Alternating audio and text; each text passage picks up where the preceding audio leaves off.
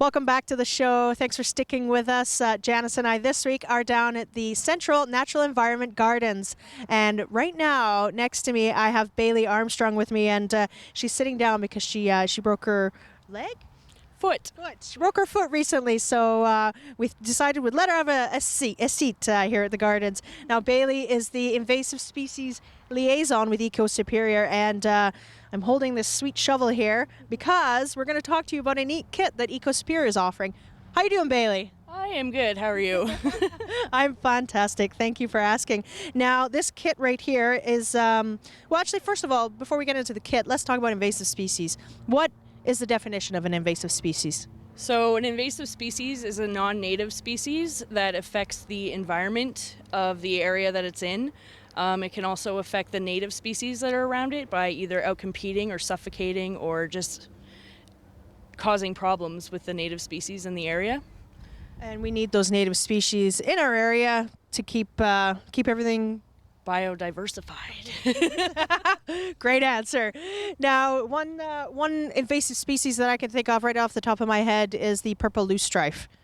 Yeah, that's a big problem. It generally occurs in degraded areas, so on the sides of roads or construction sites. Invasive species like to thrive in degraded areas like that, so keep an eye out for those as well. Not to be confused with lupins. No, not to be confused with lupins. They're very different. Look up your identification and just make sure that's what they are. And they're both very pretty, so it's tough, right? It'd be tempting to stop and pick them. Yeah, don't spread them around.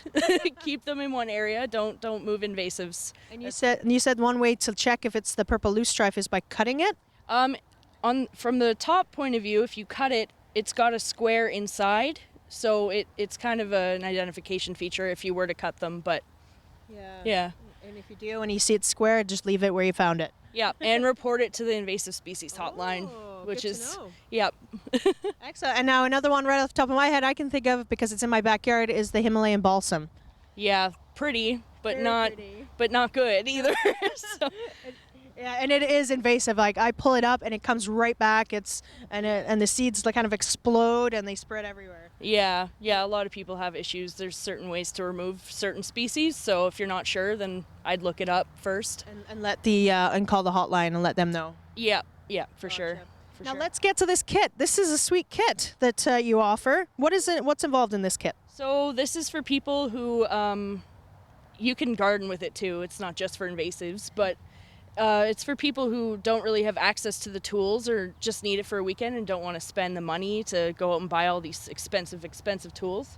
So we have a couple. So this is the spade shovel. It's a little bit nicer than like a square one, so it has the pointed tip, so it goes in a little nicer. What's the difference with this shovel? It cuts into the ground nicer. So, but you have to be careful because it might cut the roots off, and then the roots can grow back from them. So know your shovels. Yeah, know your shovels.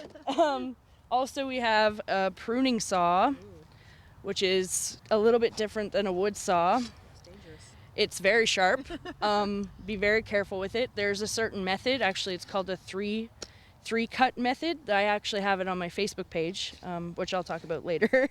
Very careful. It has a nice little leather strap with it, so that's good. That's used to like cut off bigger woody branches. And then you have secateurs. These ones are the better ones. There's Avil, and these are bypass. So bypass is more like a scissor. So it goes like this instead of an Avil, which just squishes it, which is better pruning method. Then we have some work gloves for invasives like giant hogweed, which hopefully aren't here, but yes, be careful. They will cause you to have some serious blisters and third-degree burns. And then we have this guy right here. What is that? I'm curious about this. This is called either a polar bear, a bear puller, or this one is called the extractigator. Extractigator. Yeah. So this actually removes larger stems. So different sizes remove different diameters of the stem. So you put the stem in here and then you pull it back, and it uses your own leverage to pull out the root and the stem. So when you're pulling and it doesn't just snap off in your hand. Yeah. It's easier than digging too, but if it's a little tougher, then that's why you have the shovel, right? So Gotcha. Gotcha. It's a lot easier. Now, we talked about the hotline. You have a Facebook page as well that you wanted to talk about. Yeah, I do. It's called the Invasive Species Thunder Bay.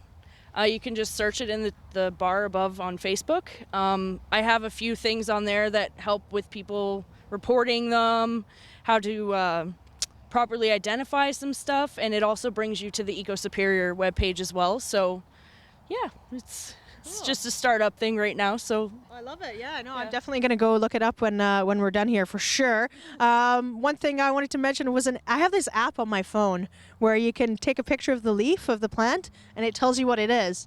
Do you know of any good ones like that? Somebody told me one the other day. Actually, it was Melissa.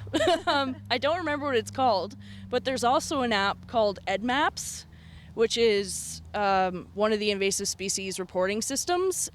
You can get it as an app, and it's also a website. You take pictures, and then it gets sent to a way more experienced person than me, and they confirm it, and then they put it up on a big distribution map that you can interact with, and it shows you where everything is in wherever you are. So definitely check that out. It's Lots of information. Thanks so much, Bailey. No problem. Thank you. Right on. So if you're interested in this invasive species toolkit, you can head on over to Eco Superior or even give them a call too and let them know to make sure it's available. And also head to Bailey's Facebook page if you think that you may have an invasive species or you may have seen one. So keep watching Go on Shaw TV.